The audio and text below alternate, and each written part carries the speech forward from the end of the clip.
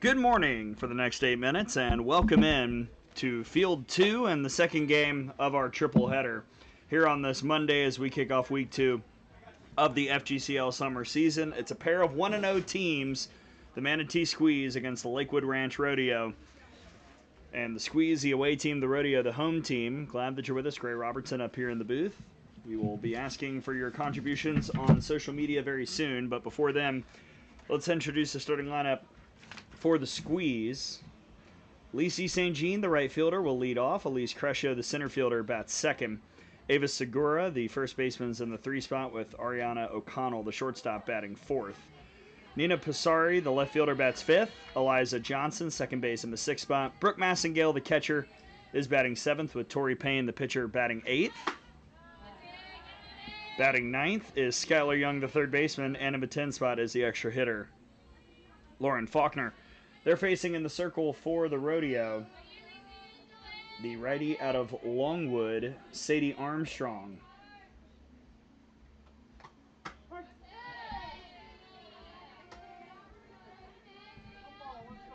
Armstrong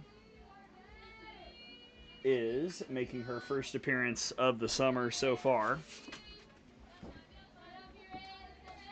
taking on Lacey St. Jean. We'll give you her numbers in just a moment. She's in the portal, and she's put it in play to third base, and she's out. Nice job by the Rodeo defense, which looks like this. Left field, Sam White. Center field is Sam Walls. Right field, Riley Haith. Third base, Madeline Miller making that play. Shortstop, Carly Pearson. Second, Cash Abear.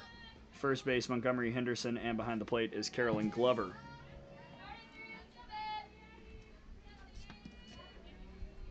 Here is Elise Crescio in the portal, coming in from Oregon, back with the Squeeze again this summer. She takes ball one.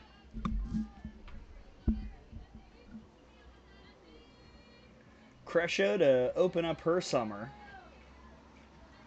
was 2 for 4 with an RBI and 4 runs scored. Was a very crucial piece to the Squeeze machine last year on the way to that regular season title. Was an all-star, hit 500 in the summer league, right at her average after a game here this year. Armstrong is back as well. She was a member of the Rodeo a season ago.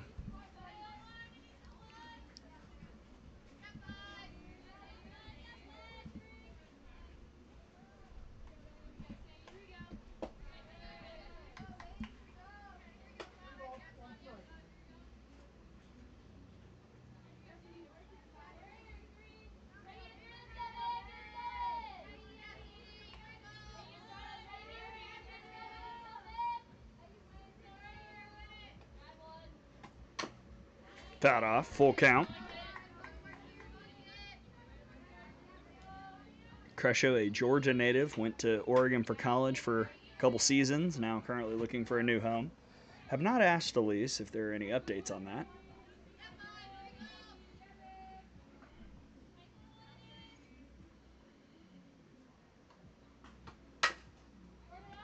On the ground to short. Throw on the run is in plenty of time by Pearson, 2 away.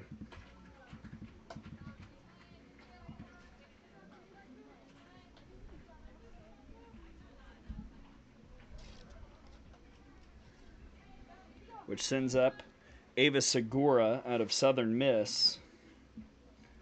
Segura on the year, 2 for 5 with 2 RBIs and a run. Squeeze won their first game, 14-12 over the Swashbucklers.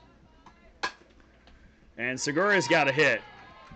2-out single through the left side, first hit of the ball game. And immediately we see Ariana O'Connell, Illinois-Chicago product, who was also 2 for 4 in the first game. 16 hits for the Squeeze to open up their summer. Had an RBI.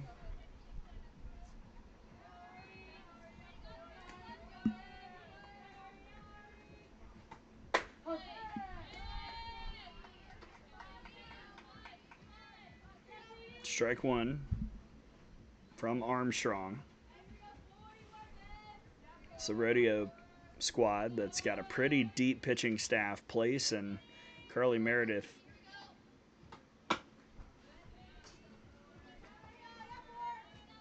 are pretty reliable.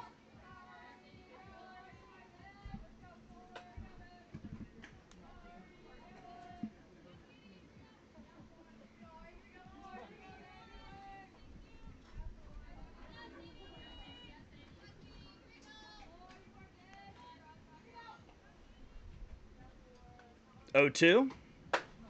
Just out. Love the spot. 1 and 2.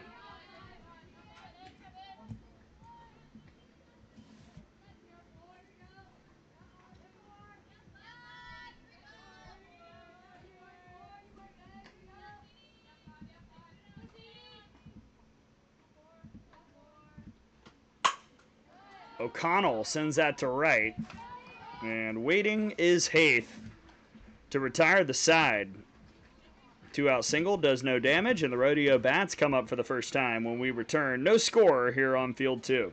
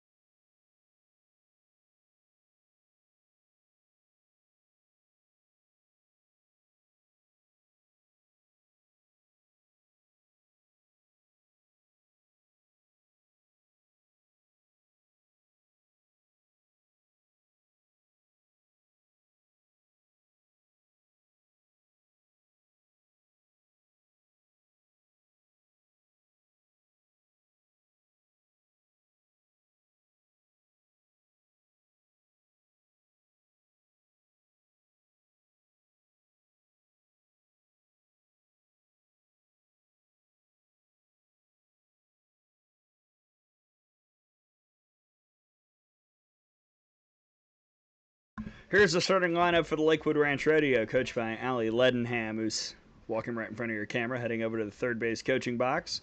Cash Abear, the second baseman, leads off with Sam White, the left fielder, batting second. Hitting third is Riley Haith, the right fielder. Montgomery Henderson, the first baseman, bats fourth. In the 5 spot, Carly Pearson, the shortstop. And batting sixth is Madeline Miller, the third baseman. Lily Shivert, the extra hitters in the 7 hole. Carolyn Glover, the catcher, bats 8th. Sam Walls is center field and hitting 9th. And in the 10 hole is Maggie Place. She's the DP. And they're facing in the circle Tori Payne out of UCF. First pitch strike from T-Payne, who had a great season for Coach Bear and the Knights, including pitching a heck of a ball game against Florida State in the Tallahassee Regional to help get the Knights to Supers. This summer, we've seen Payne one time. She went 2 innings, 3 hits, 1 run it was earned. No walks, 4 strikeouts. 0-2 on Cash Abear.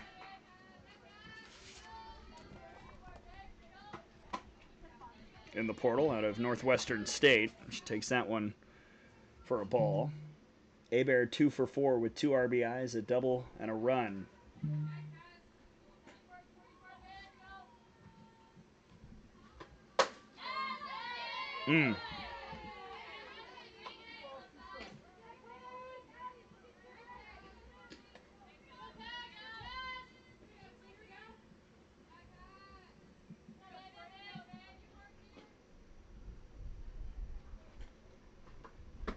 Got her. We'll throw it down to first by way of the pitcher, but it was already all good. 1 away with this defense playing behind Payne. Passari in left, Crescio in center, St. Jean in right. Over at third is Skylar Young, O'Connell at short, Johnson at second, Segura at first, and Massengale behind the plate. Sam White takes ball 1. Sam White out of Illinois, Chicago. 0 for 2 with a pair of strikeouts in the opener the other day.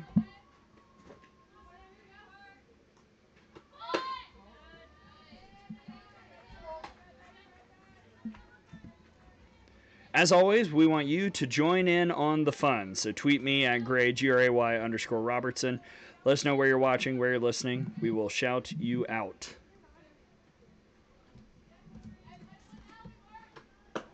3-0.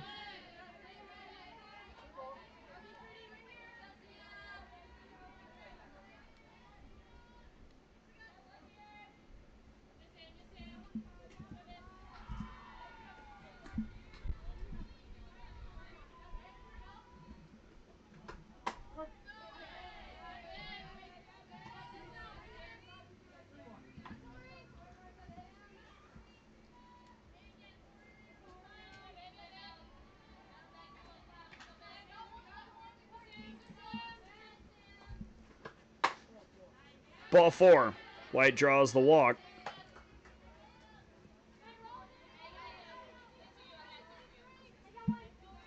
And an opportunity for Riley Haith.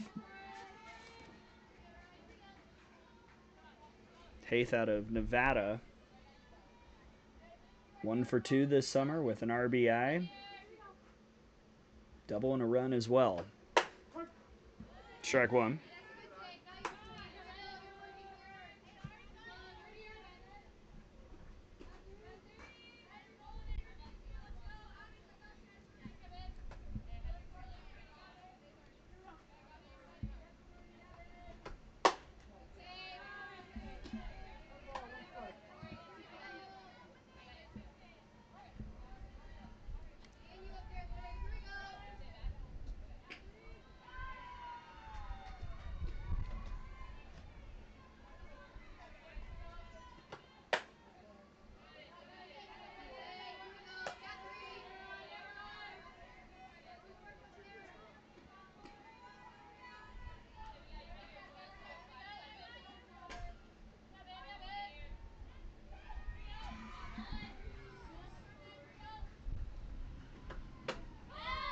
Swing and a miss, 2-2.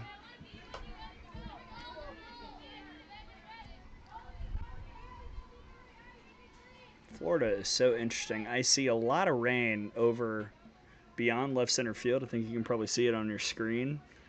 I think we're going to be fine, though. Famous last words. Full count.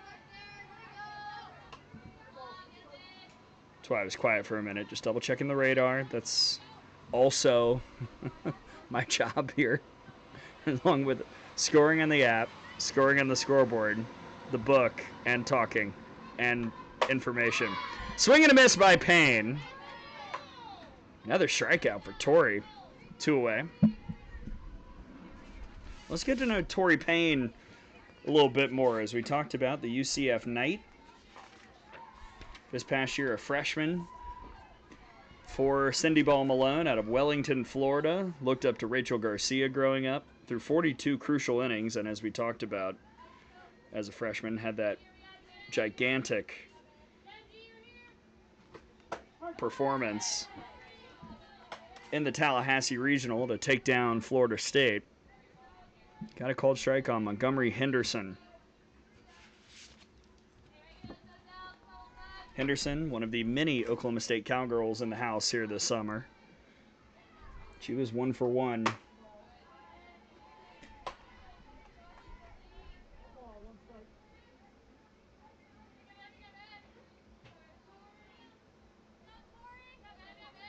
Beg your pardon, 2 for 2 with 2 doubles and 2 walks.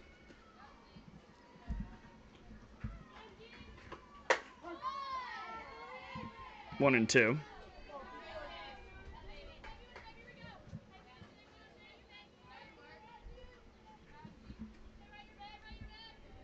I did see some tweets come in. We'll read them in a moment. Just double checking a couple things.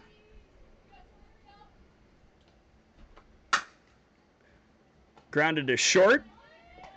Inning over. The 1-out walk, and that's all.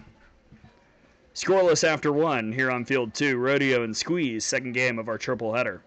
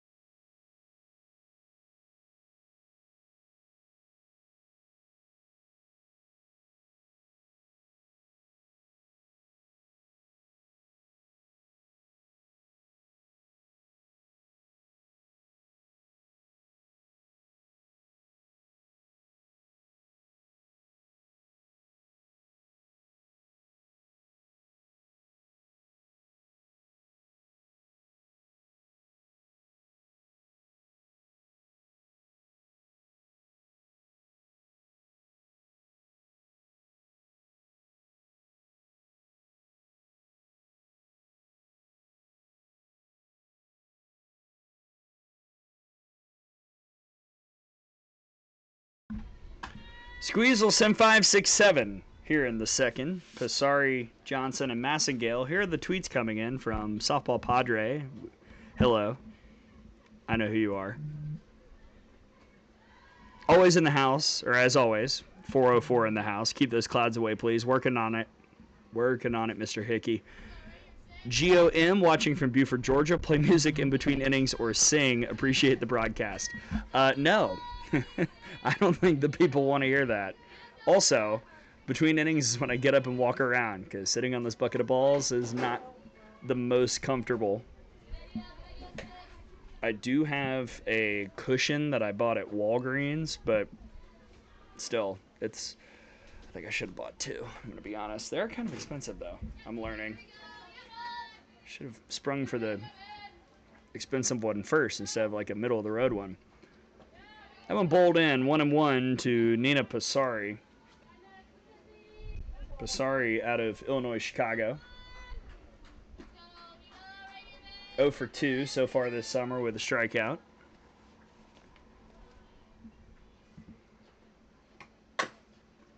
This is trouble. Armstrong to first, and it's in time. I say this is trouble, and then Sadie Armstrong with a little PFP to make it look easy.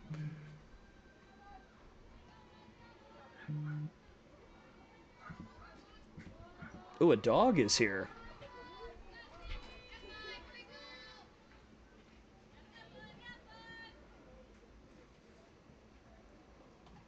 One down for Eliza Johnson. She takes strike one. Johnson out of Indian River State College, also looking for a new home. 0 for 1 with a walk to open up her summer on opening day. Or I should say on Saturday. Squeeze had an opening day off.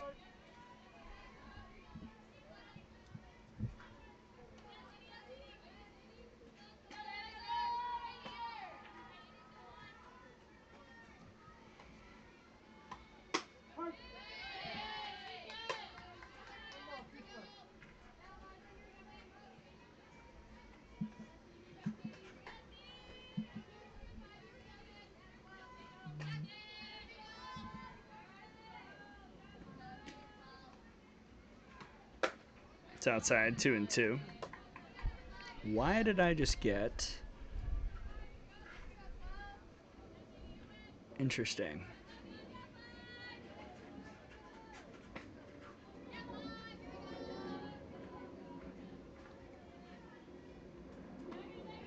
Full count. Just got a weather alert for a tropical rainstorm to come and hit like everywhere but where we are. Let's hope that's true. Not today, but just in the coming days. Johnson sends that to left and just out of the reach of the pursuing Sam White.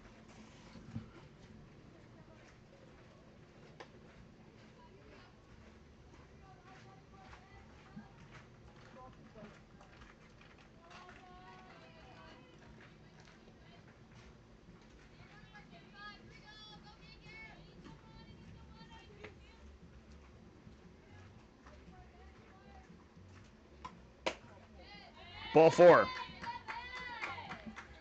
So Johnson takes the walk. Free pass surrendered by Armstrong. Opportunity for Brooke Massengale, the Longwood Lancer. 1 for 2 to start her summer.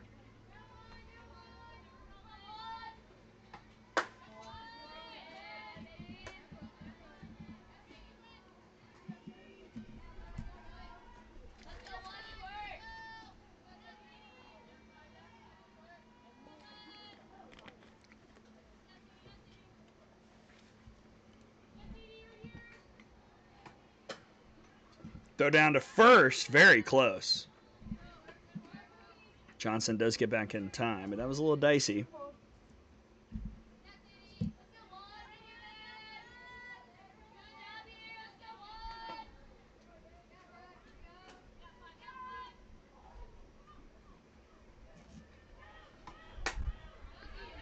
found towards the tennis courts beyond.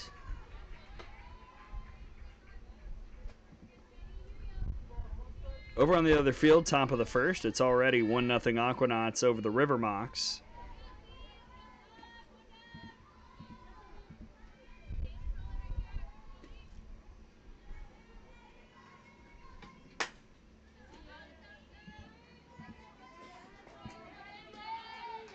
Earlier today, the Slice moved to 3-0. Finns also moved to 3-0. Somebody's not going to be undefeated here. Both teams are 1-0. I know that's the hard-hitting analysis all of you are tuned in for. Someone will lose. Someone will win.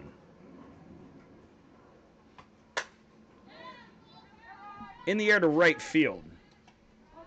Haith is waiting for out number 2.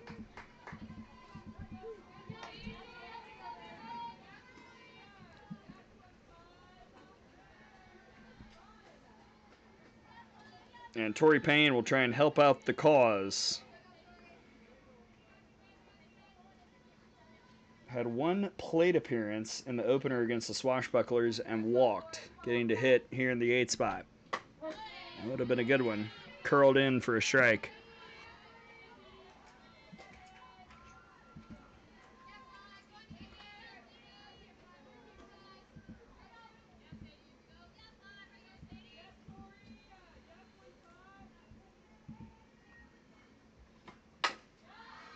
Stopped at third. Plenty of time, throw a little high, but everything's all good as Miller sailed it just a bit, but Henderson recovered. And the inning ends. Just the walk. And that's it. So far, the pitchers have done a nice job balancing things out after base runners get aboard. And we head to the bottom of the second, still tied up at 0 here on field 2.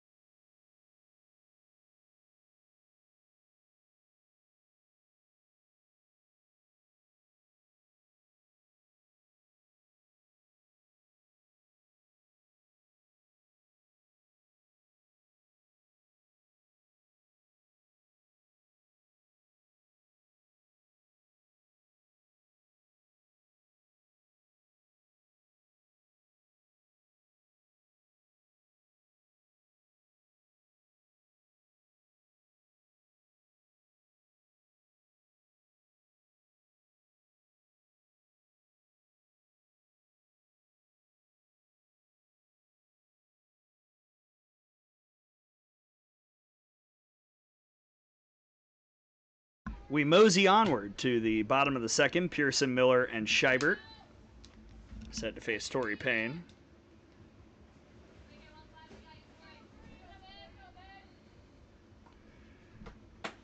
And a cut and a miss for Carly Pearson to start things off.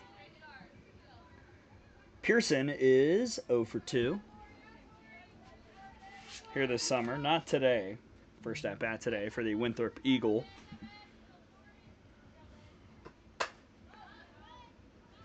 That's end of a trees.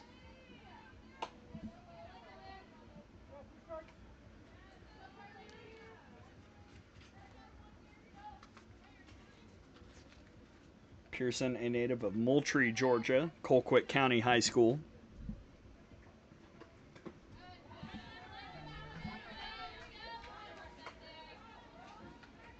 Sophomore last year for Winthrop. Got a lot of work. Had 77 at-bats, 7 RBIs.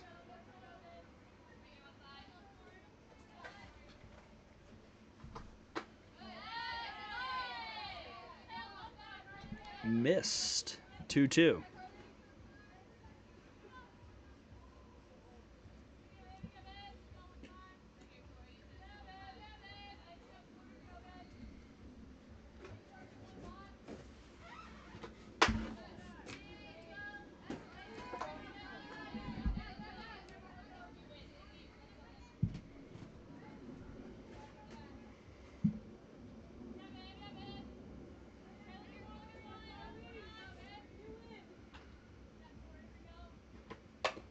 Back to the circle.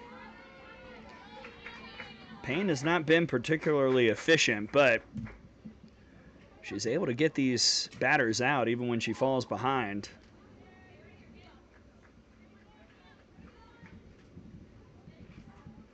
And one gone for Madeline Miller. This summer, she's 0 for 1 with a run scored.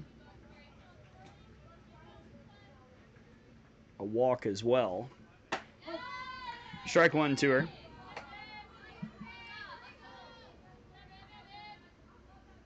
Miller, another player from Winthrop. Very hefty Eagles squad here this summer. Across various teams, not just the Rodeo. I think they have the lead, actually.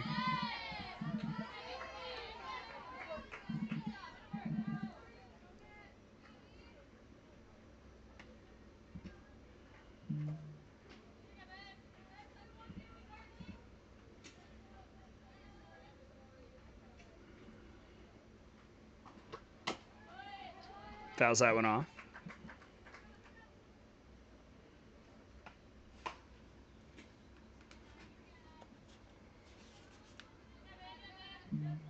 Miller was a redshirt sophomore last season for Winthrop, but a pitcher and a hitter through 2 innings. Only had 1 AB this past season. So getting back in the groove of things at the plate here this summer.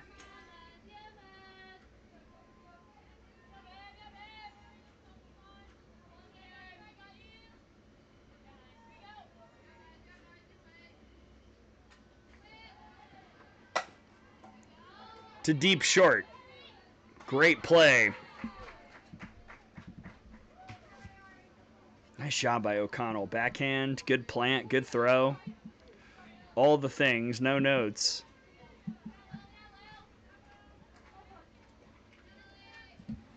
And 2 gone for Lily Scheibert out of UMass, who's back in the FGCL this summer. Had a pretty good steady year for the Minutemen.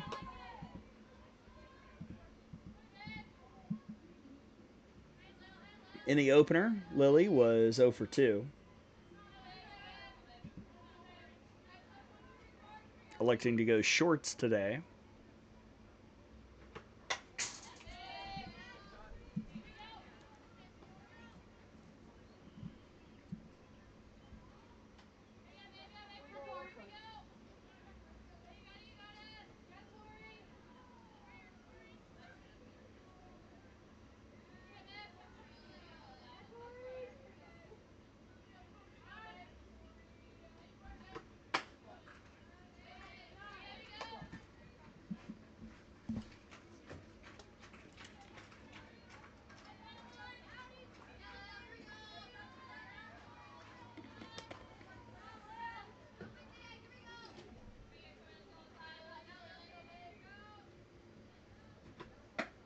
Three and one.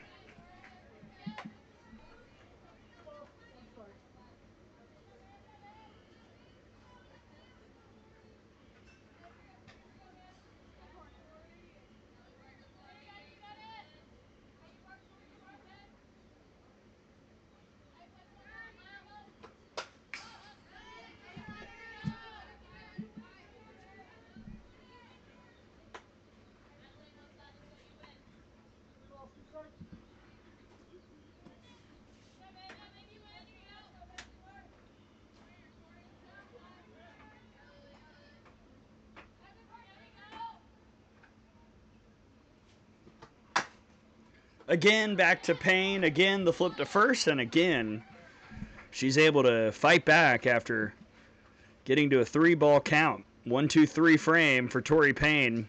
And we got a good old-fashioned pitcher's duel for now. There will be changes. We'll see what happens then. But no score after 2. As the Rodeo and Squeeze continue to battle here on field 2.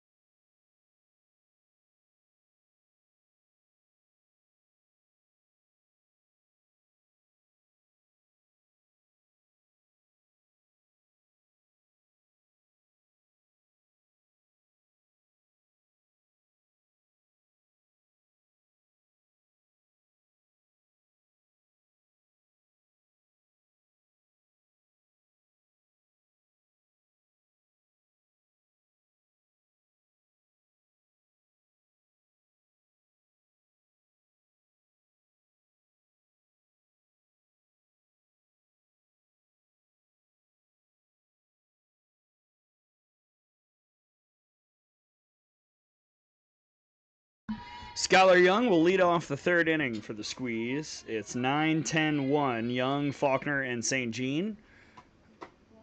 And a first pitch ball from Sadie Armstrong as Skylar Young, who's in the portal, looks to battle, coming in from North Carolina. Game 1 was 1 for 4 with a double and a run. And that's laced and caught it short, right into the waiting arms of Carly Pearson.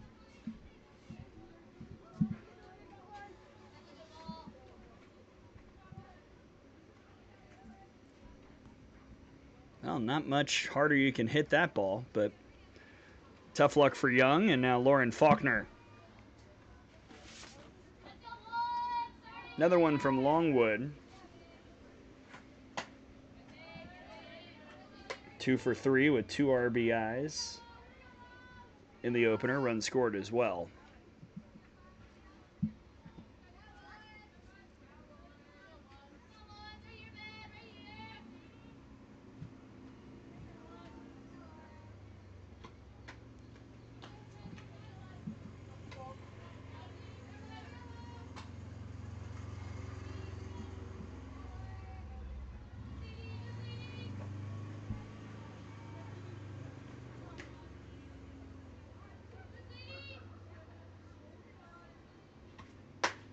Three and 0.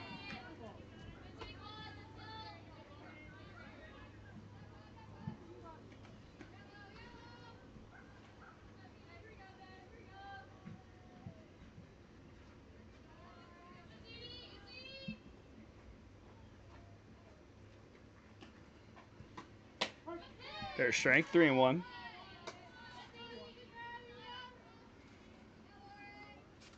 Lauren Faulkner, the Lancer freshman last year out of Holly Springs, North Carolina.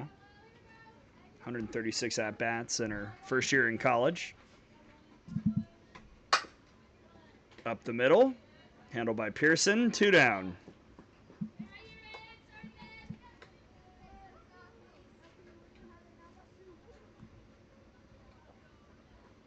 And back to the top with Lacey St. Jean, who grounded out. That ground out made her 3 for 6 here this summer. We've seen occasionally in FGCL history some hitters just take to a spot in the order. Wouldn't be shocked if we see St. Jean lead off most of the games for the Squeeze this year.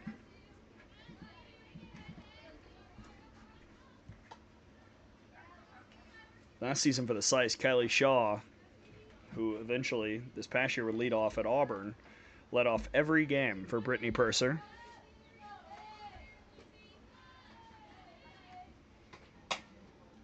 Fair ball down the first base line, and a 1-2-3 frame for Sadie Armstrong. All right, Payne and Armstrong continue to cook, and we go to the home half, still scoreless here on field 2.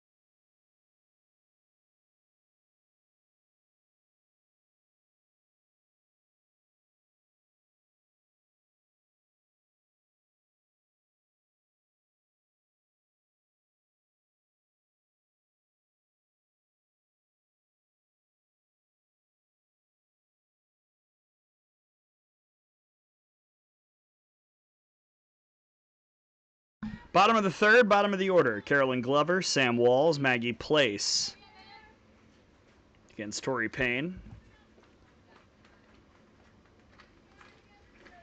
And here is the one they just call Glover from Nevada.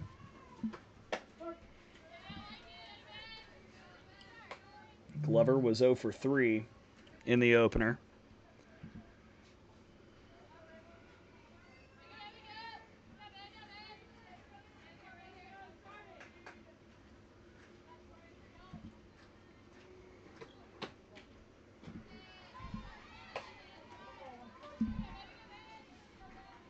Scoreboard update over on the other field. Is that real? They're still in the bottom of the first. 2-0 Aquanauts over the River Mocs. Lance is over there on the call. Tom is getting in today.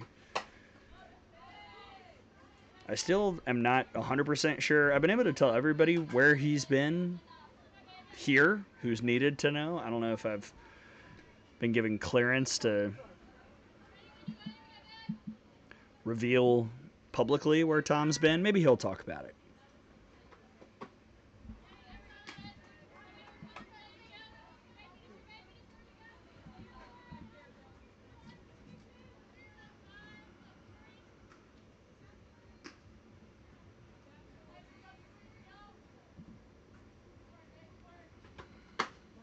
Full count.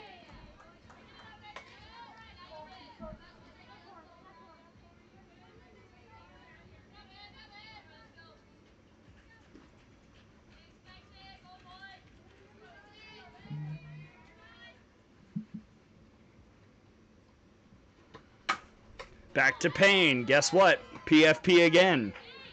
Third 1-3 of the day.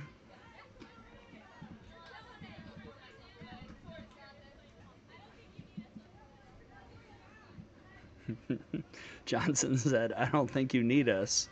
Nah, y'all will be needed. We'll see if the time is now. Sam Walls, South Florida Bull, stepping in. 0 for 1 with a run and a walk here this summer, and down 0-1 in the count after a called first strike.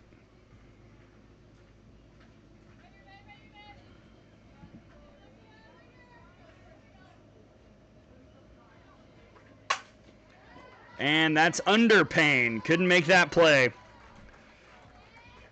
A single back up the middle. First hit of the ball game for the Rodeo. And here is Maggie Place.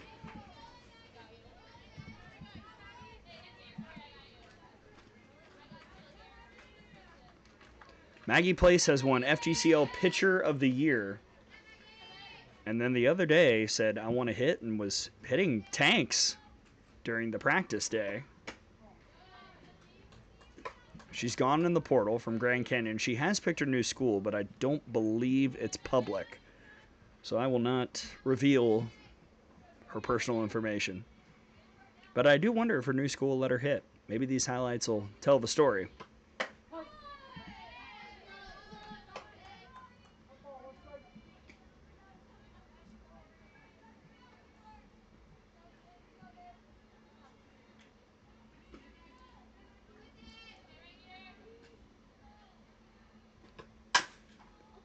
That's through the middle. And Walls was taking off. Man, the speed to get to third. They're on the corners for the top of the order.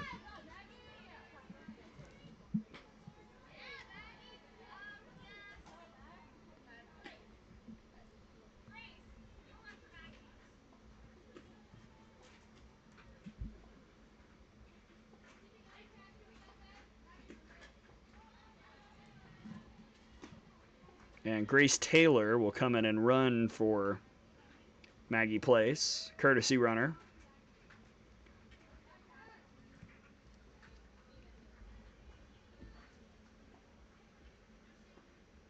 It's Grace Taylor, the Illinois Chicago Flame.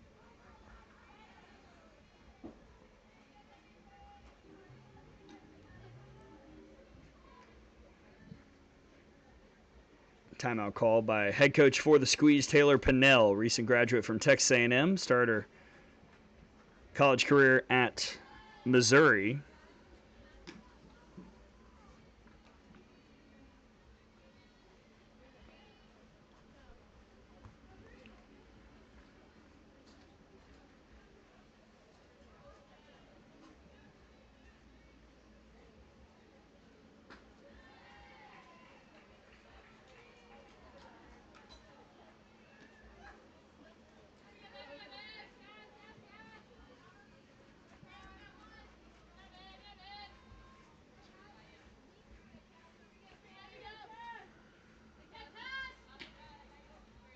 Now back to the top with Cash Bear. Taylor takes off, and she'll slide in safely. 2 in scoring position, 1 out.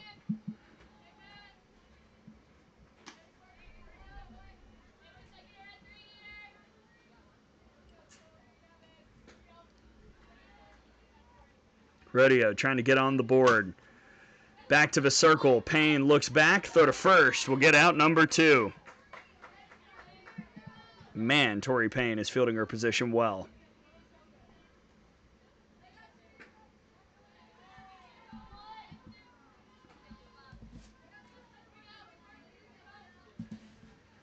Oh, so close to getting out of it. Ball 1 to Sam White, who walked earlier.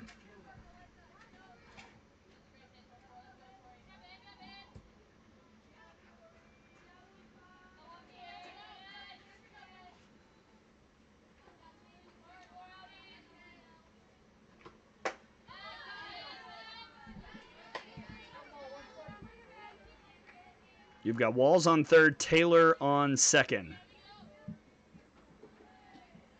Couple 1-out singles.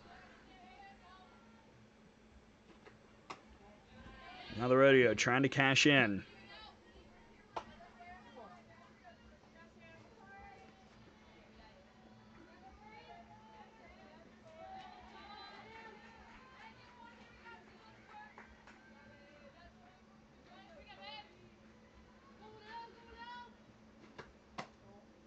Three and 1.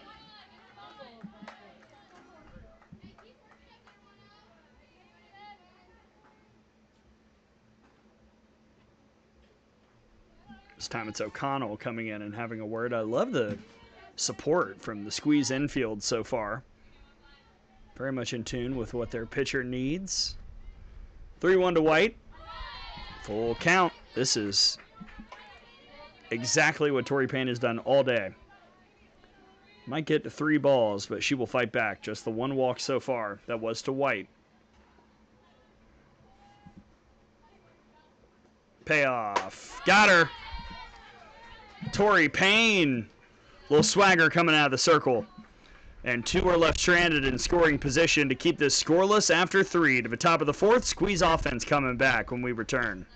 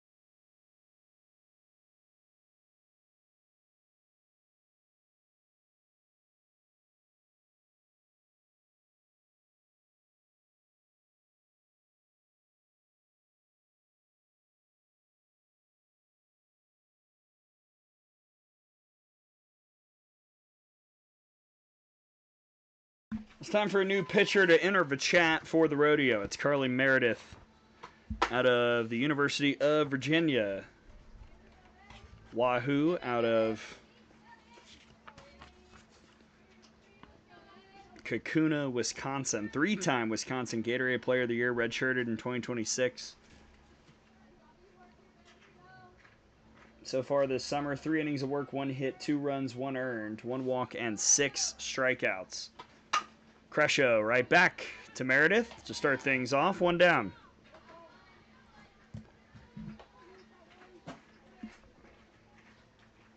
Meredith comes in for Sadie Armstrong, who had a strong 3 innings of work. 1 hit, no runs, 1 walk, no strikeouts. Not too shabby. Here's Ava Segura, who had that 1 hit.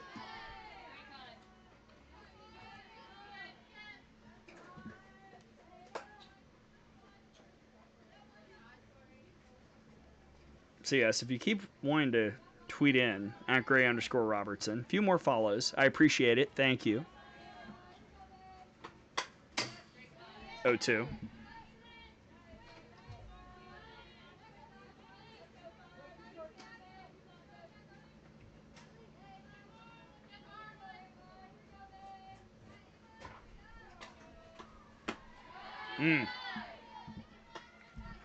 Love the spot. Love the pitch call. 1-2.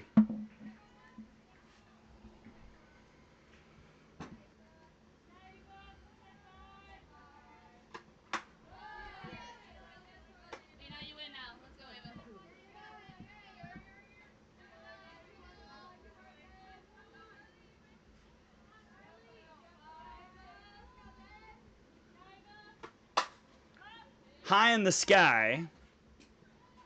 And it'll be deep second. Abear makes the call. 2 down.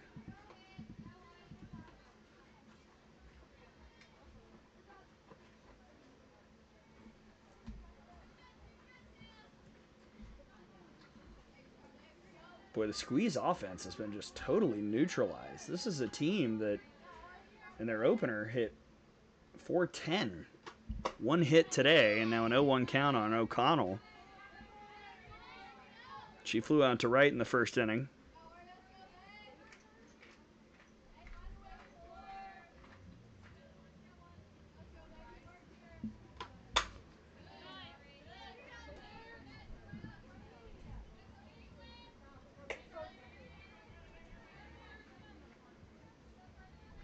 Wind is still blowing in, and as we've talked about in previous broadcasts, this is not the field where it flies. That is field 1.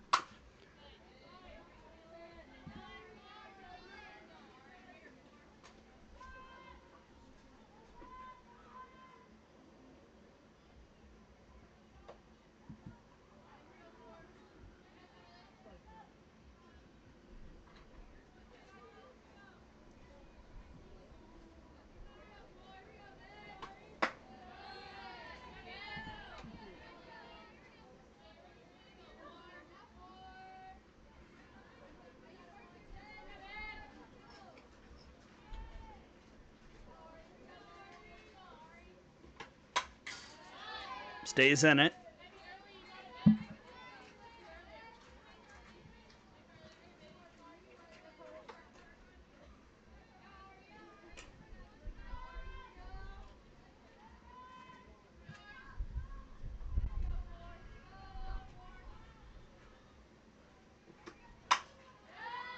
Over to second, and there's Abear making another nice play. Perfect read off the bat, too. And a 1-2-3 inning for Meredith as we go to the home half. Still no score. Who's going to break through? Well, I can't tell you because I don't know the future. So you have to sit and wait and find out, and we'll all learn together. Maybe it'll be the rodeo in the next inning with 3, 4, 5 due up.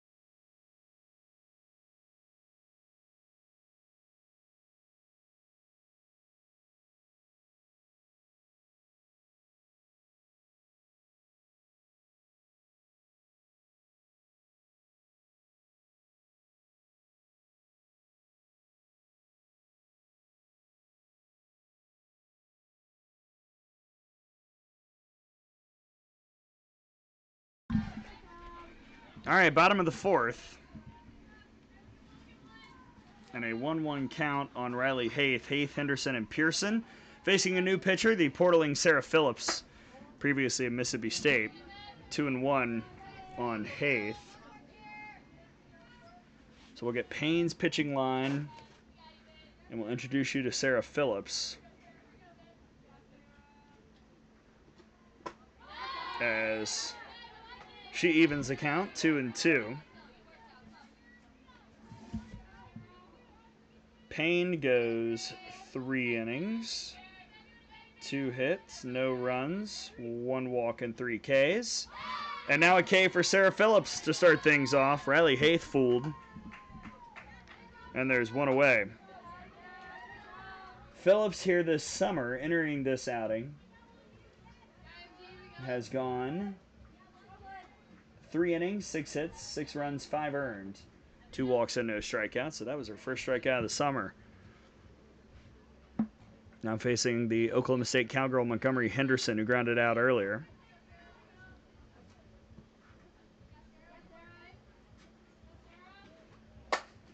First pitch, sky to left. The new left fielder, Hannah Evans, who just checked in. 2 outs. Here are the other subs. That's why there was a pause. Madison Green is in for St. Jean in right. Hannah Evans in left, and Reagan Hickey is now behind the dish in place of Massengale.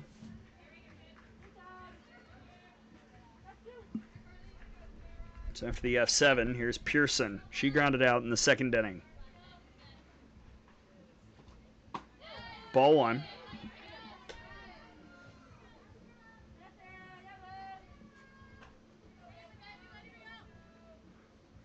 Oh, North Texas just tweeted that Maggie Place is coming there, so.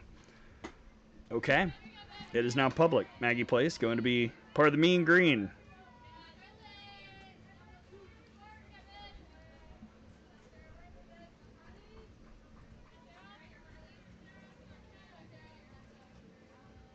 (2-0). High, 3-0.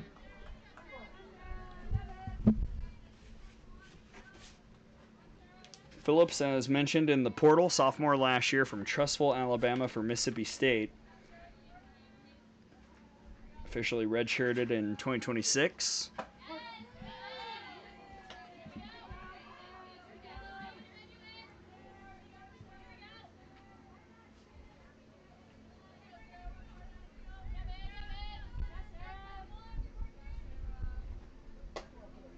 And there's ball 4. Nice walk drawn by Pearson. Really, though, neither team.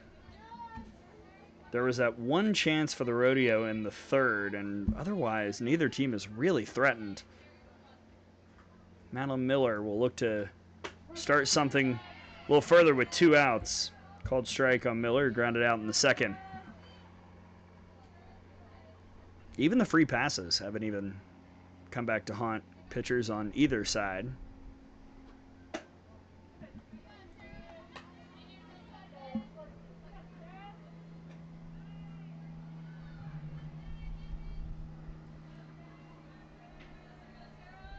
Glad that you're with us here on Field 2. Gray Robertson here with you. Riding solo, scoring, and hearing foul balls land on top of the press pavilion.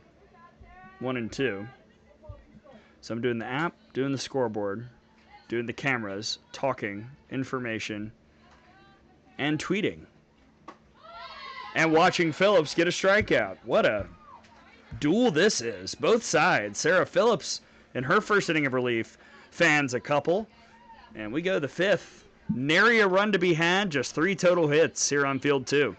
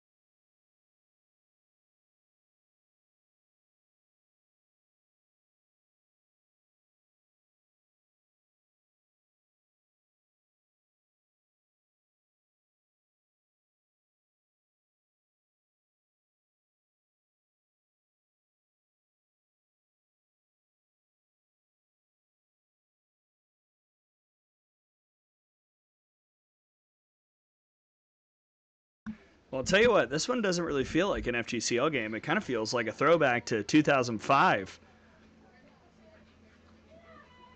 5, 6, 7 due up for the squeeze here in the 5th. Scoreless ball game.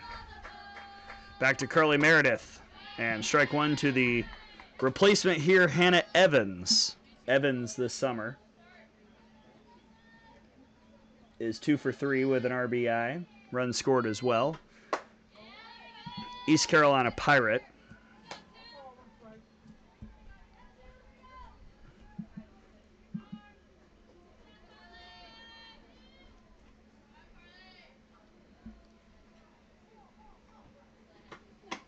The starters and the relievers both have avoided the blink.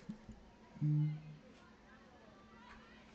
we'll see if Evans, who was the junior last year for ECU, is able to start something here in the 5th. That one a little low, 3-1.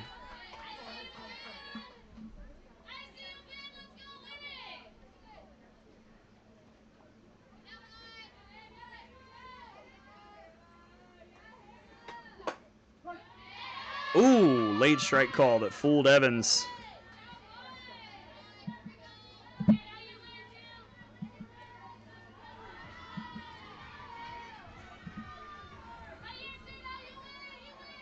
Payoff for Meredith. High in the sky. Long run, it'll drop. And there was a miscommunication. Evans will take second. Shortstop Pearson couldn't find it, and it was a mile for, it appears, Cam Allen, who's out there in left now.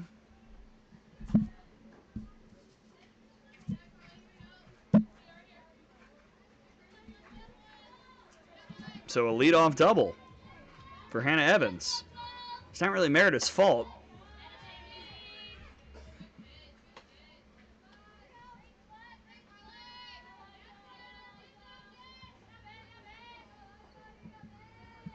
Eliza Johnson walked earlier. Best chance for the squeeze today. There's a strike.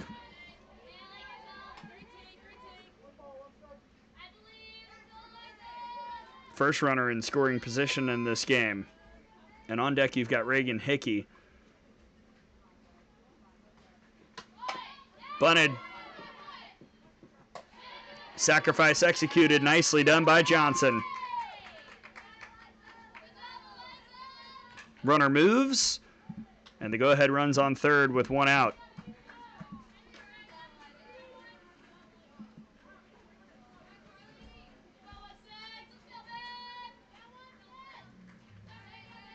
And here is Reagan Hickey facing her Virginia teammate. Big swing. Hickey this past year was a massive part of what the Who's were trying to do. Really flashed the power. Had an outstanding season in her red shirt freshman campaign. Last summer, she was here. This summer, Reagan Hickey's 1 for 2 with an RBI and 2 runs scored. Down 0-2 against her Virginia teammate, and she'll take that low for ball 1.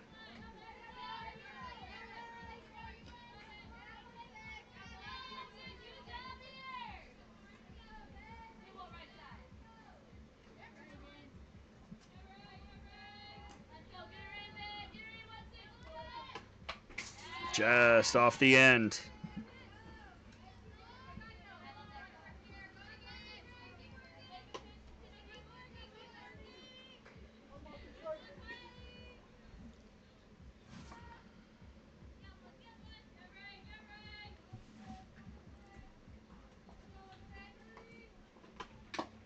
Got her.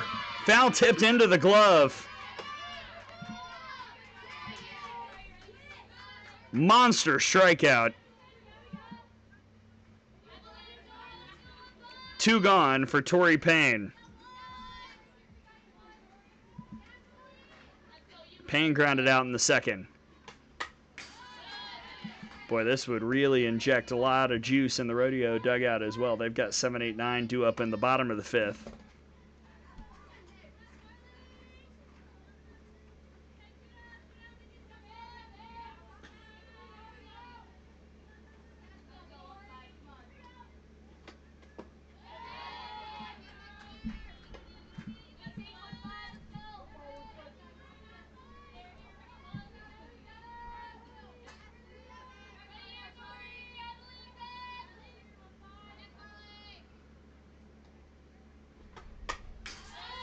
One and two.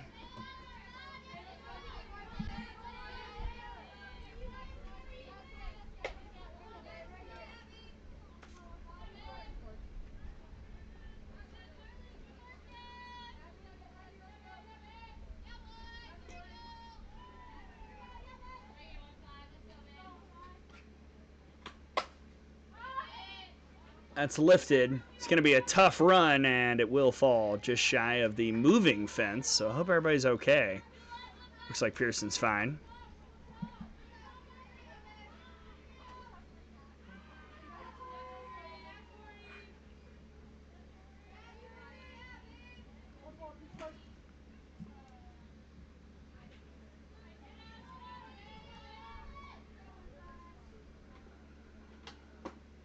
Two and two. This would be quite the gut punch, too, for the squeeze. Leadoff double, sacrifice. You had everything written up perfectly. Got to come through here with something to get on the board. Payne keeps fighting.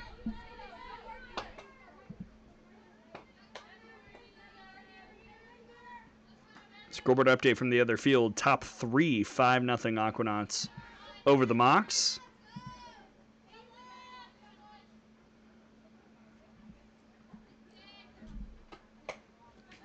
Again, foul. It is built to the all or nothing AB. Kind of feels like this is a hit or a strikeout situation. Nothing in between.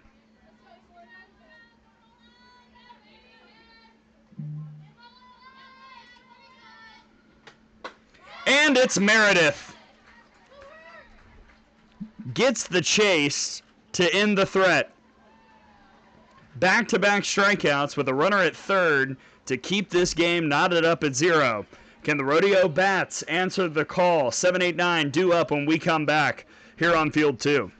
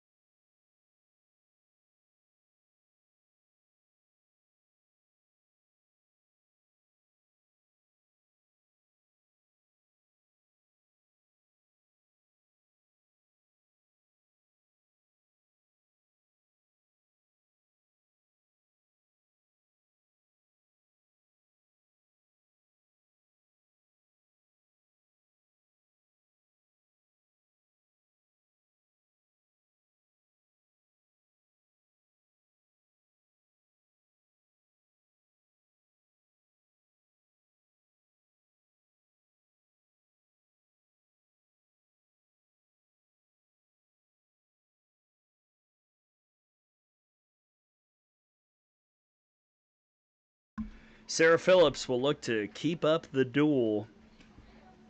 She's the second pitcher today for the Squeeze. She threw an inning in the 4th, struck out a couple. Now facing 7, 8, 9, Shivert, Glover, and Walls. And a strike to start on Lily Shivert. Lily grounded out.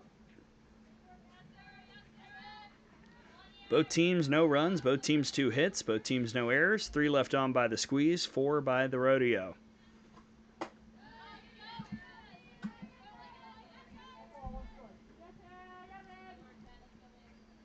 Both teams have had a runner at third approximately 1 time. Both times it came up empty, and now a pop out to short. Very vocal calling by O'Connell, 1 down.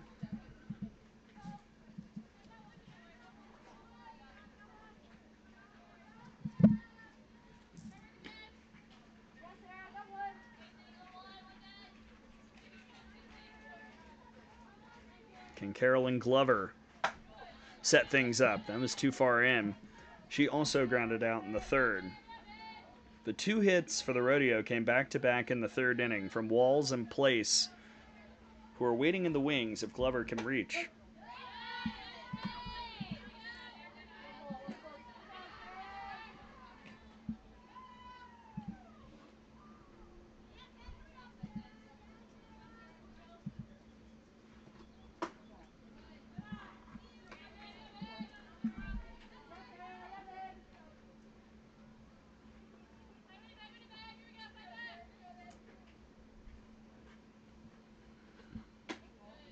Three and one.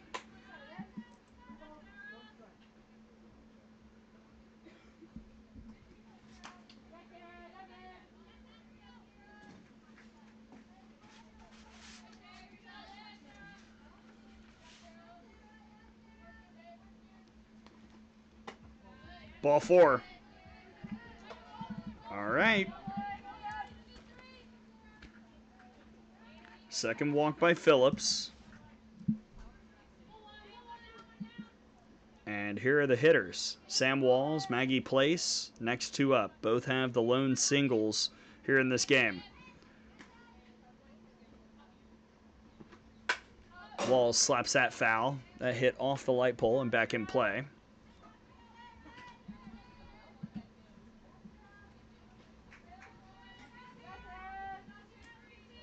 See, this is the kind of softball I love, man. Good pitching, good defense. It's going to come down to who can execute, who can get the clutch hit. And that bunt almost was disastrous. Instead, it's just an 0-2 count.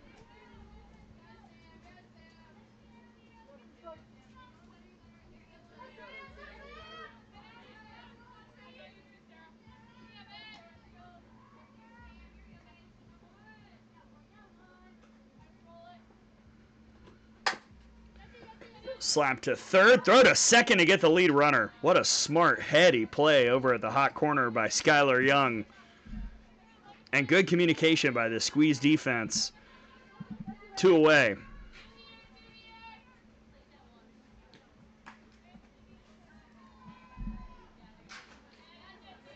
They've played 1 game together, and they just already feel so much like a legit team. Maggie Place gets hit. So another free pass, 2 on for the top of the order.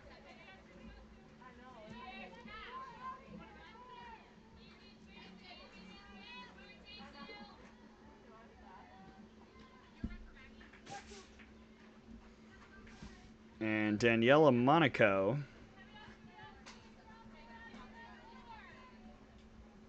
is going to hit for Abear here in the 5th.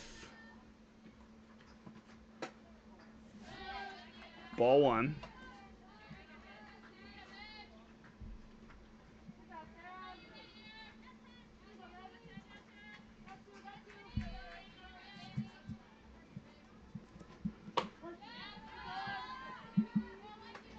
One and one on Monaco, the Mercer Bear.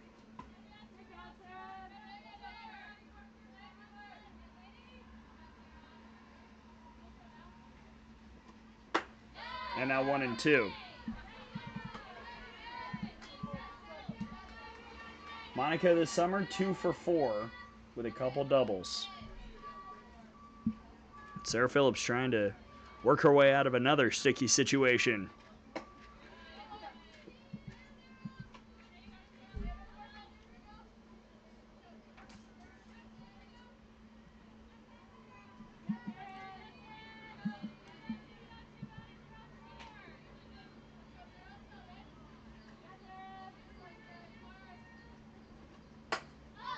Skied on the left side. And running into foul ground is Evans to make the grab. 2 left on, inning over. We're scoreless through 5 here on field 2.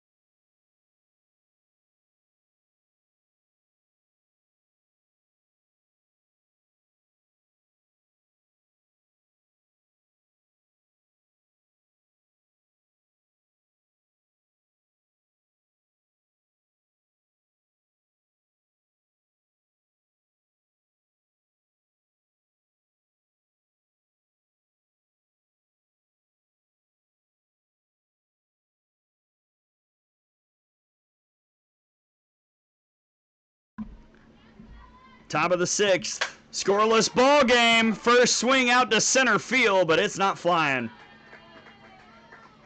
A good piece by the leadoff hitter, Skylar Young, who's hit it well today.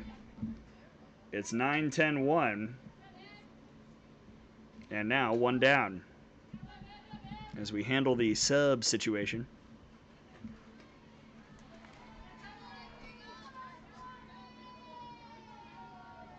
Here's the 10-hitter, Lauren Faulkner. She cuts and misses, 0-1.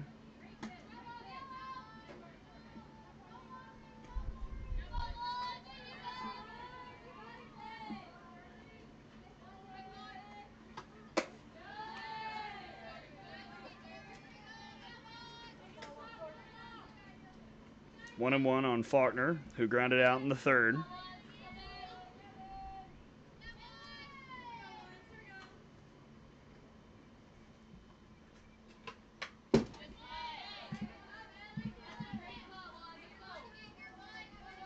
Both teams no runs on 2 hits, no errors, 3 left on by the Squeeze, 6 by the Rodeo. Another inning of relief work for Carly Meredith, who came in the 4th.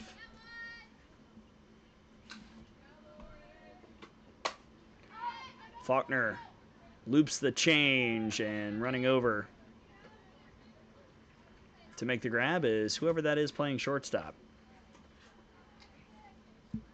Grace Taylor, 2 down. Free defensive subs, that's why this is kind of a problem. Back to the top of the order, Madison Green, her first at-bat today, and Taylor will have another play. Very quick inning for Meredith. And we go to the bottom of the 6th. Who's going to break through? We're still waiting to find out. We'll see if the Rodeo has a little magic cooking with 2, 3, 4 due up.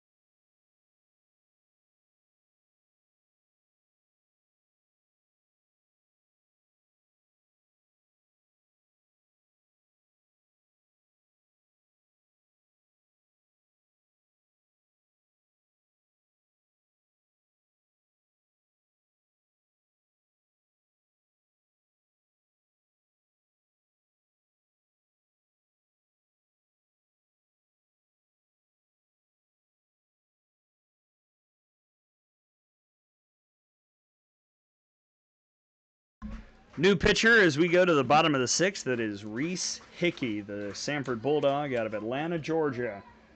Coming in for Sarah Phillips. Hickey went 2 innings to start her summer. 3 hits, 5 runs all earned, 4 walks and no Ks.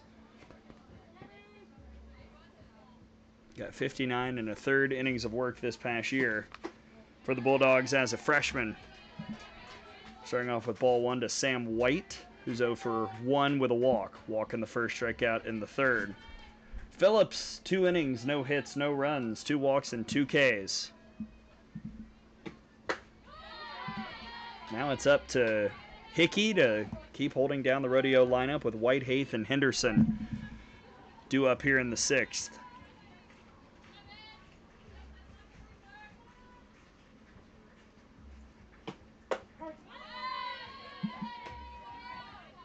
And we'll see if the Rodeo sticks with Meredith or if maybe they're going with a 3-pronged approach and we get Maggie Place.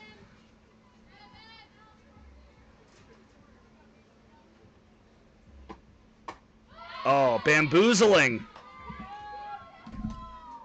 As a wasp lands on my arm and flies away harmlessly, White goes back to the dugout after Hickey's first K.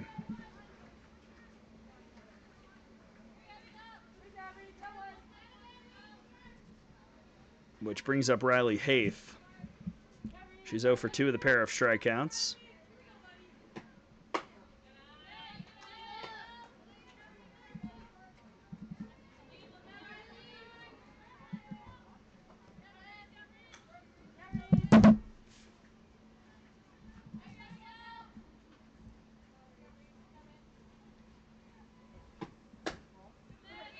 Two now.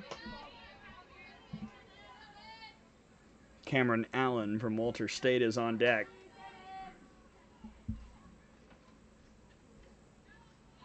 Over on the other field. That can't be real. Top 3.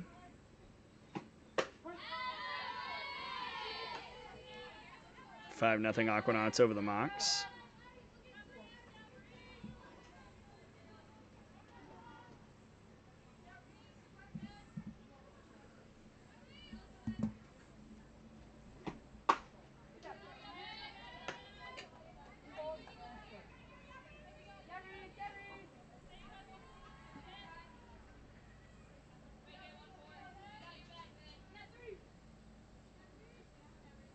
Now the 3-1 from Hickey. Full count.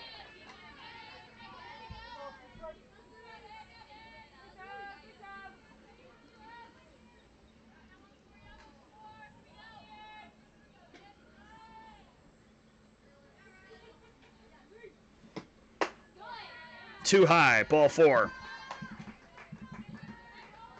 Nice job by Haith laying off that pitch that wasn't so bad. And here's Cameron Allen. Allen in the opener was 1 for 2 with a strikeout. That one hit was a single.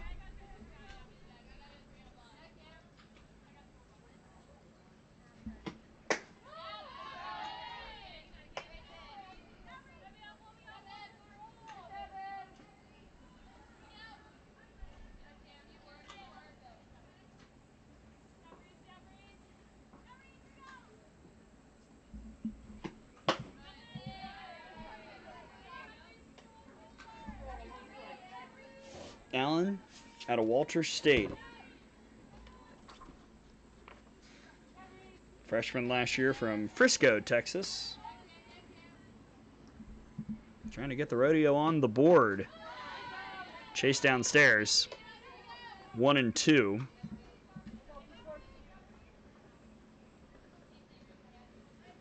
And you've got Pearson on deck.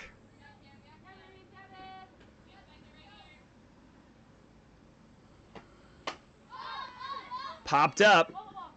Everyone's converging, and now it's Hickey as the sister battery.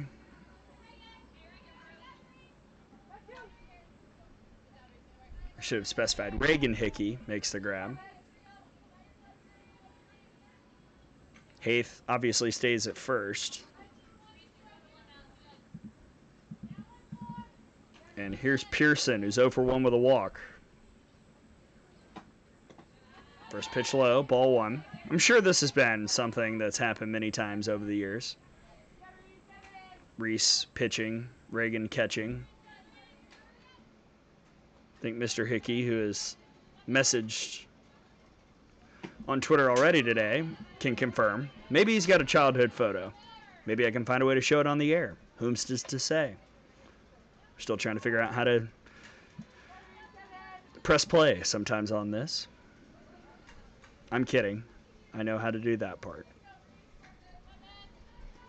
Just like these pitchers have known all day how to fight through runners on base. Chopped up the middle, weird hop, handled by O'Connell. It took a high hop over Hickey and then died, and O'Connell did a great job reading it to send us to the 7th, tied up at 0. What a game. We'll see if the squeeze offense can break through first when we come back.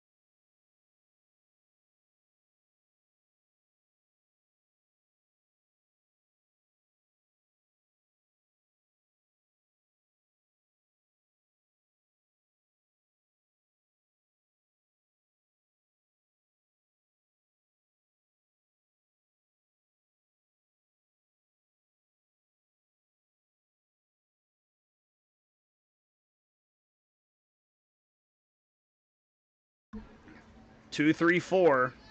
No time like the present for the squeeze. Crescio, Segura, and O'Connell against Carly Meredith, who has been outstanding today. Ball 1 to Crescio. 0 for 2 with a pair of groundouts. Very hard hitter to get out, but the Rodeo has handled her today so far. That's off the glove of Meredith, and that'll save a hit. That was 1,000% going to be a single up the middle. But instead, it's a 1-4-3 ground out for the first out of the inning.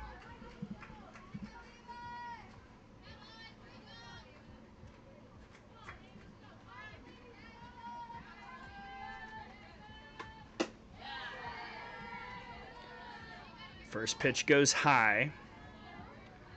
Ava Segura, 1 for 2 with a single and a pop out.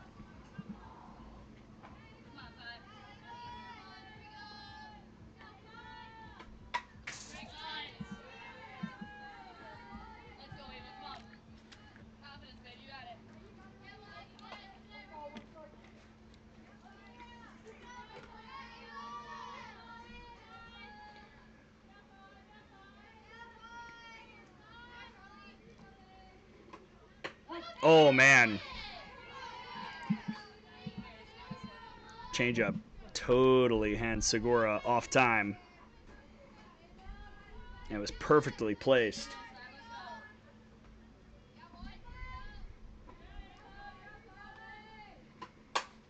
Segura to right. That's down. Base hit. Second single of the game for the Southern Miss Golden Eagle. And the go-ahead run is on first base with 1 out.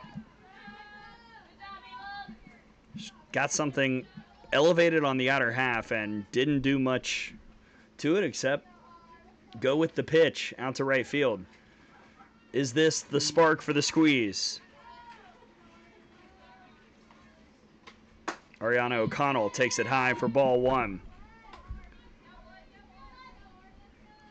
Fly out and a line out. The line out was hit fairly well. That was also off of Meredith.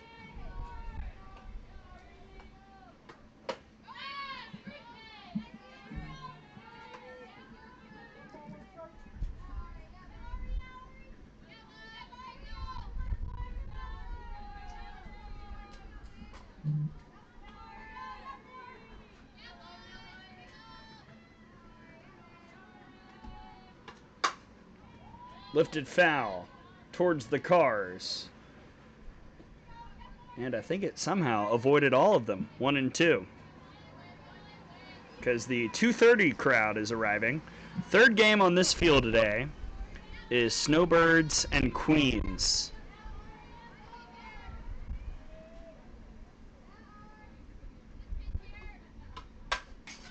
Another foul ball.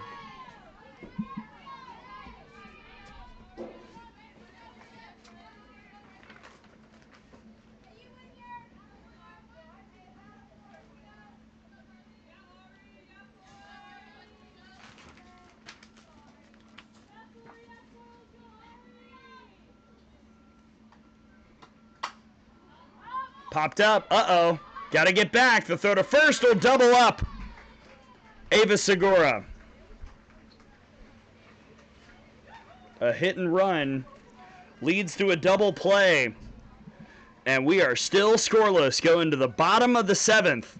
The Rodeo will try and walk it off, or we'll get extras. Who's to say? I don't know, but this is the first time that's been a threat here on Field 2. We'll find out which it is when we come back.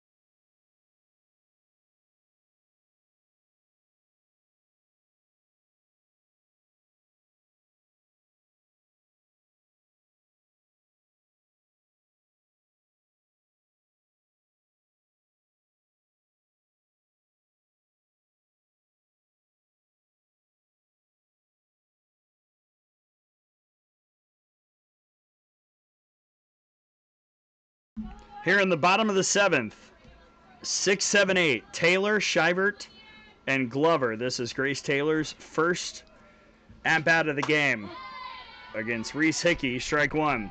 We do have extra innings. It is ITB. There was a question about that between innings. ITB means runner would start on second.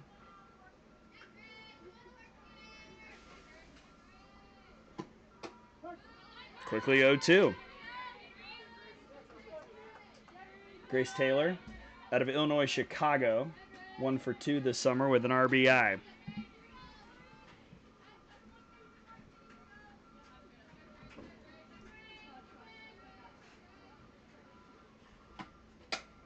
Pops up the change. Which Hickey wants it? Turns out neither one. Miscommunication, foul ball. I think the bat also didn't help matters because Reagan was having trouble tracking it. Reese was flooding in, and the bat was right basically where the ball landed. Thankfully for the squeeze, it was foul.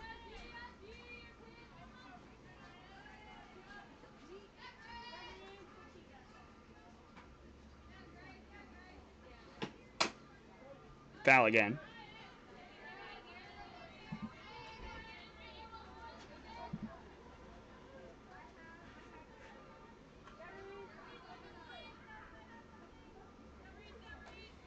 Wind is picking up, still blowing in, so you got to really crush it, probably to left field if you're going to get it out of the yard here today. Taylor keeps on kicking, 0-2. Second inning for Reese Hickey in the circle after the walk in the sixth. Also had a strikeout.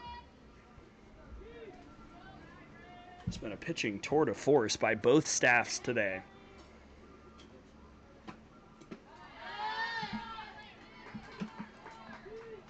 And we've seen 5 pitchers in this game who've allowed a total of 5 hits. And these aren't bad offenses.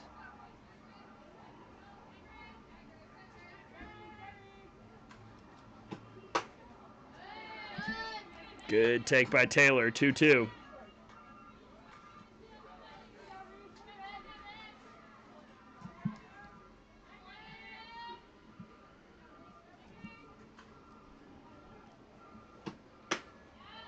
Full count. This is a really, really good battle.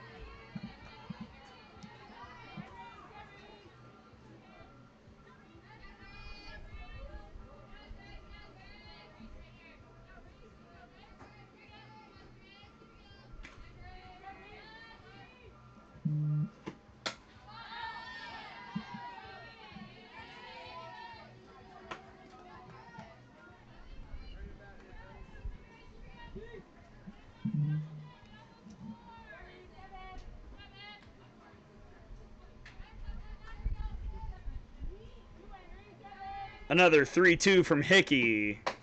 Called strike 3. Clipped the outside corner.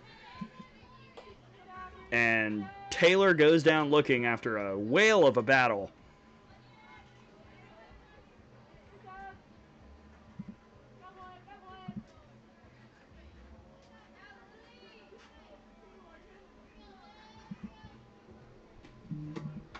Shivert fouls off the first pitch.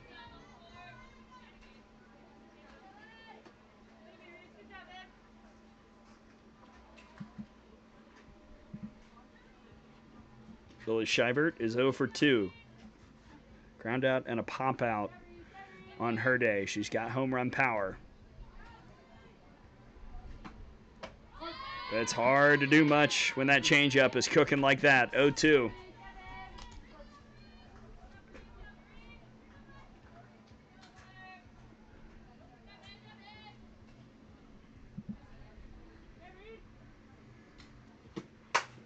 Shivert opposite way and right into the teeth of the wind. 2 down.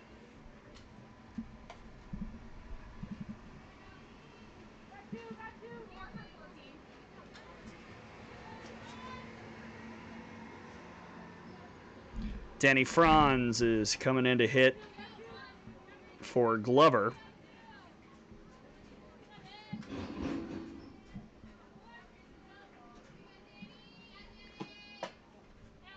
First pitch is outside, ball 1. Franz this summer, in one game, is 2 for 3 with an RBI. A Lindenwood product. 1-0 to Danielle is up and away. 2-0.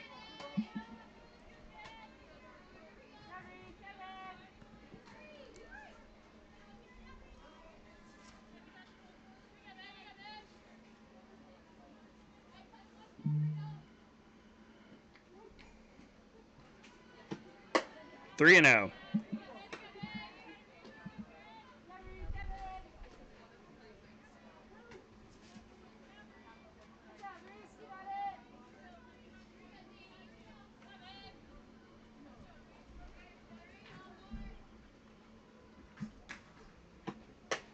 Four-pitch walk. Winning run on first base. And she can get a runner if the Rodeo decides to do that. Franz is a catcher. And that's what they're going to do. Cash Abear will come in and run for her. Sam Walls is 1 for 2, a single and a fielder's choice. Slapped on the left side. O'Connell to first. Got her. We've got extras here on field 2. It took 7. No one scored. We'll see if anyone can do it in the 8th. It will be ITB. We got to make sure everybody's aware of the scenario, so we'll step aside for just a moment. 8th inning is coming up here on field 2. between the squeeze and the rodeo.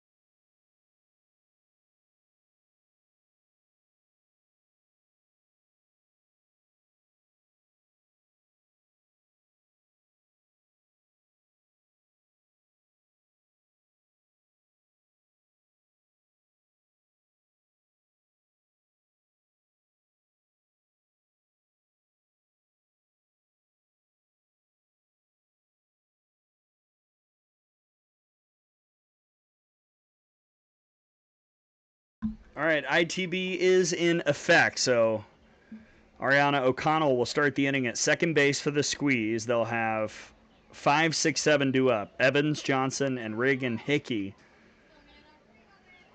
No score. Carly Meredith back out, pitching in the circle, trying to make sure the squeeze don't move the runner. That's typically the idea here.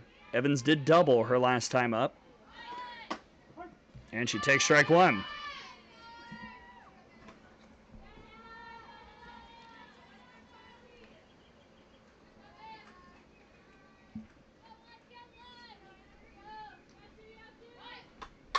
She gets it down.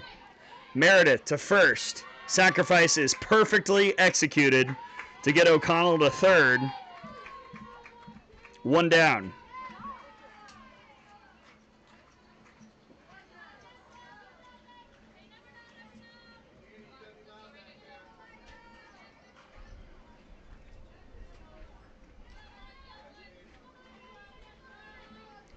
And here is Eliza Johnson. She showed bunt, pulled it back. It was outside. She walked in the second, sacrificed in the fifth.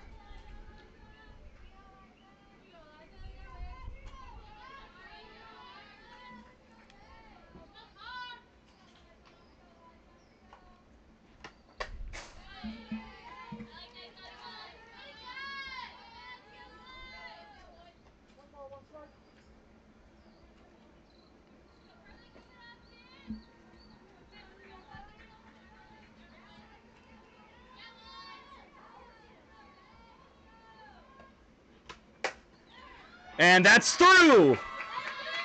It's Eliza Johnson who finally gets the hit that drives in a run in this game. 1-0 squeeze.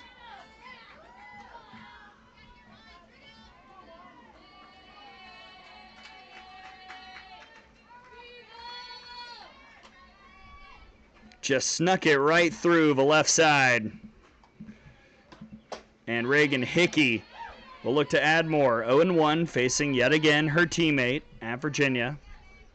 She struck out in the fifth. Round two.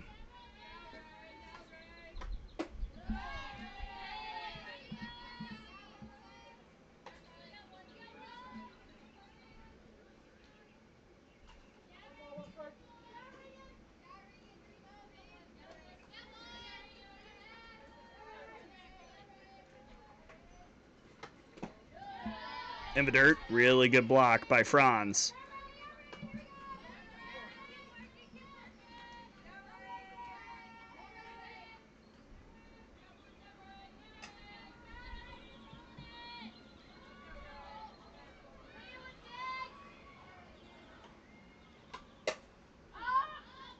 Popped up, drifting away towards first base now. Catch is made. 2 down.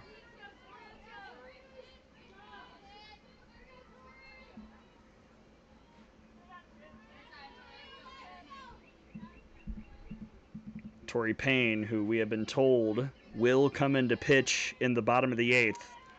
0 for 2 at the plate, ground out and a strikeout.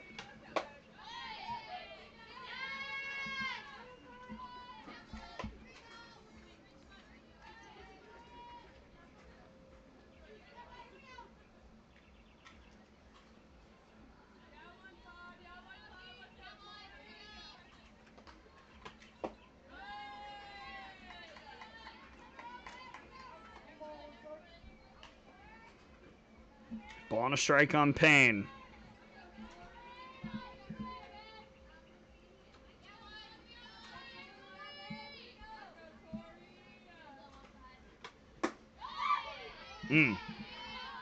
Tell you what, Carly Meredith can cook it.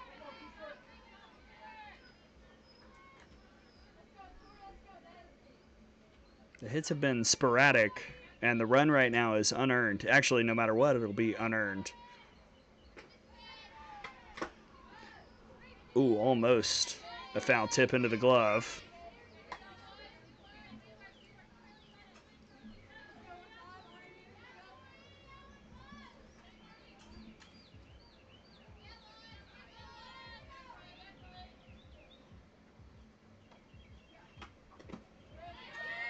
That one does get away.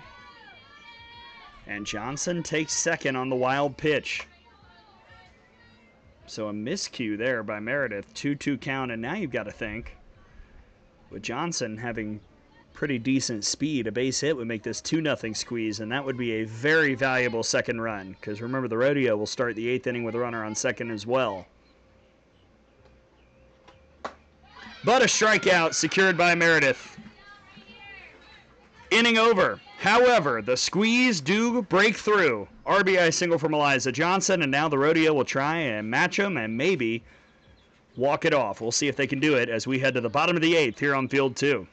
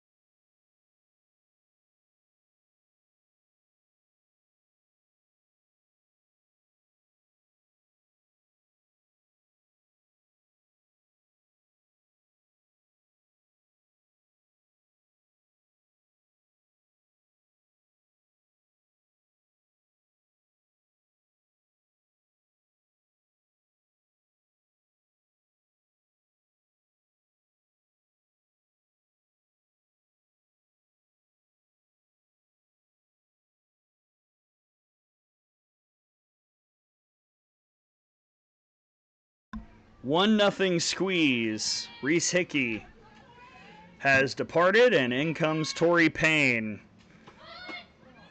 Runner goes. The play at third is not in time. Place pulled back the bunt. Walls steals third, and now a 1-0 count on Maggie Place in this 1-0 ball game.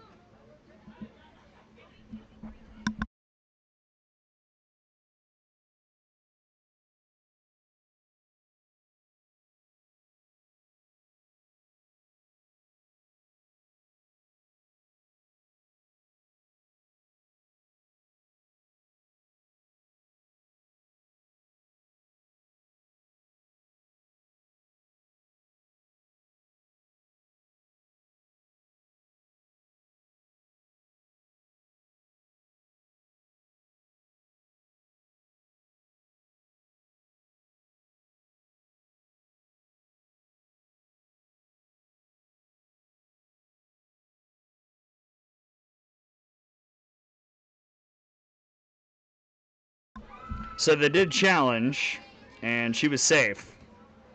So anyway, it's 10-1-2 for the Rodeo. Place, Monaco, and Sadie Armstrong. And now Place lays down a suicide squeeze, and Walls is safe.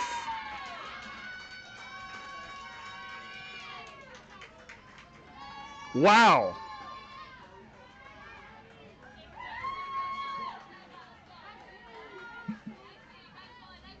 Tie ball game, runner at first, nobody out.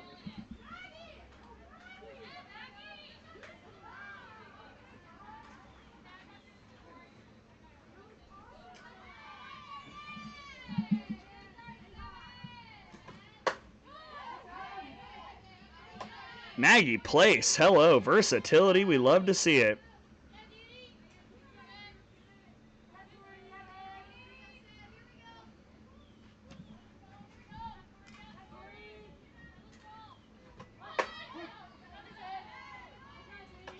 One to one, Walls scores. An RBI for Place.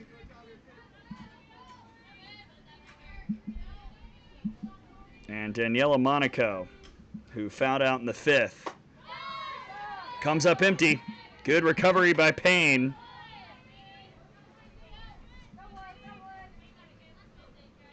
By the way, Hickey exits after 2 innings.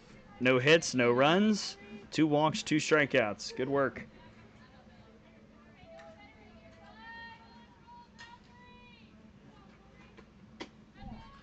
First pitch is low.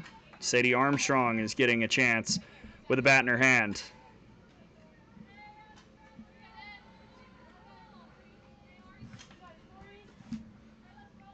Armstrong ripped some homers last season for the Rodeo.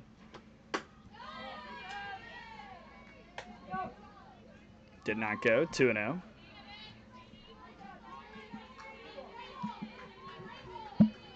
Place is not running at first. Looks like that's Abear. There's a strike. 2-1.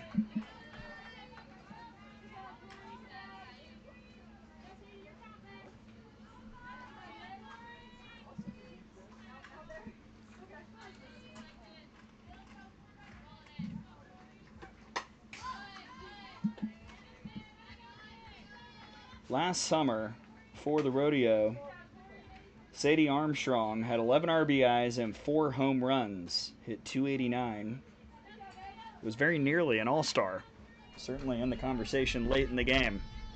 It's her first AB of this one. Runner was going, foul ball.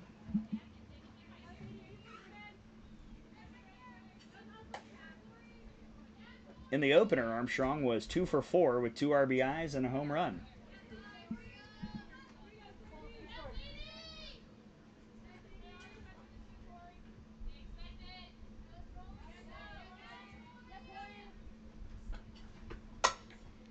Line foul.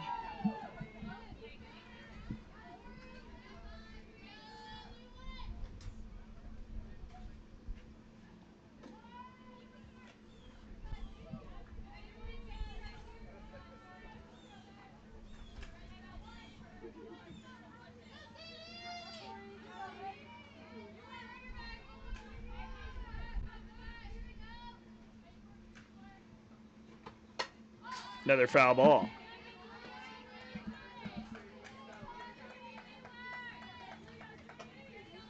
So runner on first, 1 out. This game is tied after an RBI single in the top of the 8th by Eliza Johnson, and then a fielder's choice sacrifice RBI by Maggie Place. That's the scoring number, a.k.a. suicide squeeze bunt. Called strike 3. Tori Payne paints it. And there's out number 2.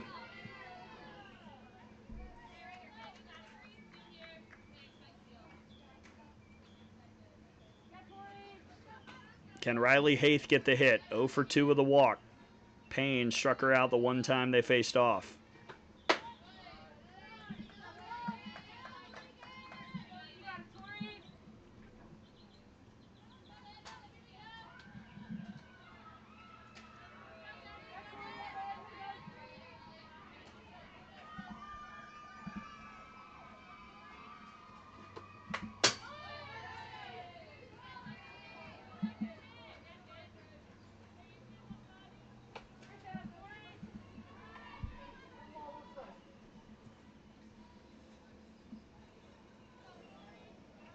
This has been a textbook example of squelching momentum by Torrey Payne. All the juice was on the Rodeo side after the steal of third and the suicide squeeze. Runner goes, and Hickey couldn't grip it.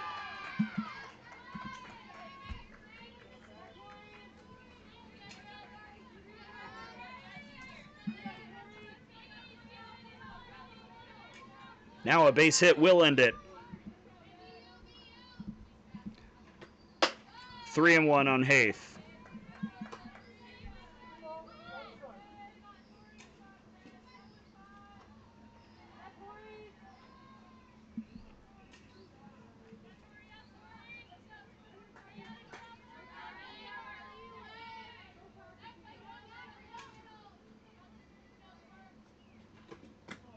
Ball 4, and that got all the way back.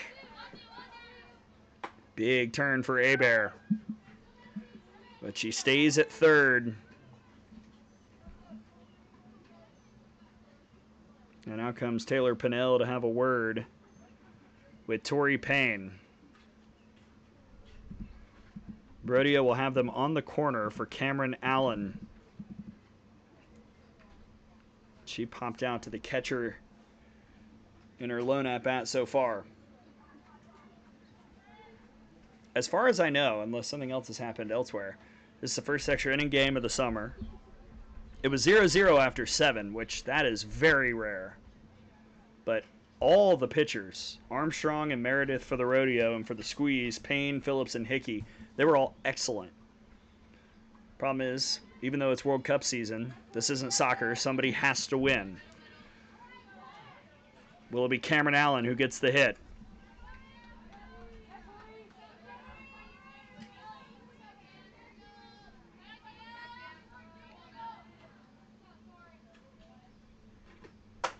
Strike one. Runner goes. Nary a glance from Hickey.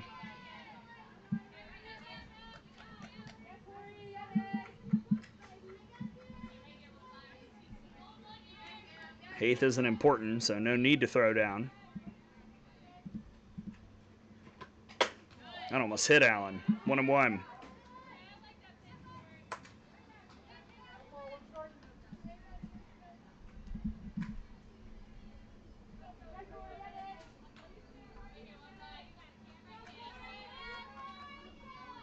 Can the Rodeo walk it off?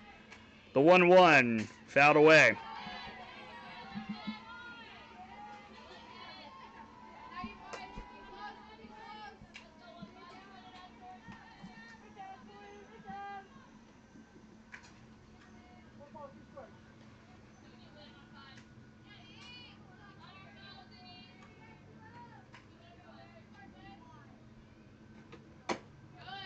Stays in it.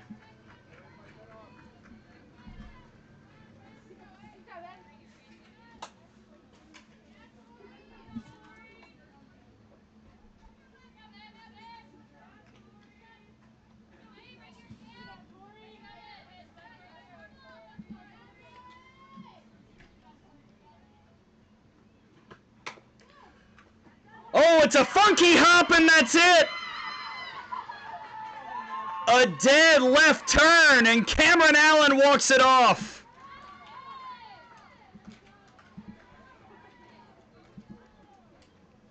An RBI single that was headed right for O'Connell at short and just decided to take a detour. And that wraps it up. An extra inning marathon, hats off to both sides type of game. And it's Cameron Allen with the RBI single to move the Rodeo to 2-0 on the summer. The Squeeze drop to 1-1.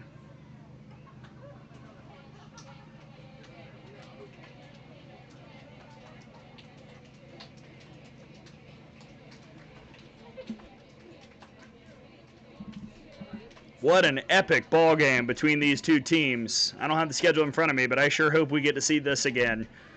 Rodeo 2, Squeeze 1, your final. The Rodeo are 2-0. The Squeeze are 1-1. For everybody from the FGCL, I'm Gray Robertson saying so long as the Rodeo walk it off in extras. 2-1, your final score. What a performance by everybody involved, honestly. What a game between these two teams. A little bit later on today, we've got the Snowbirds and the Queens. I'll be back here in about half an hour to guide you through that one. Until then, for everyone from the league and on both sides, the Rodeo and the Squeeze, I'm Gray Robertson saying so long. We'll see you next time, everybody. Enjoy the rest of your Monday.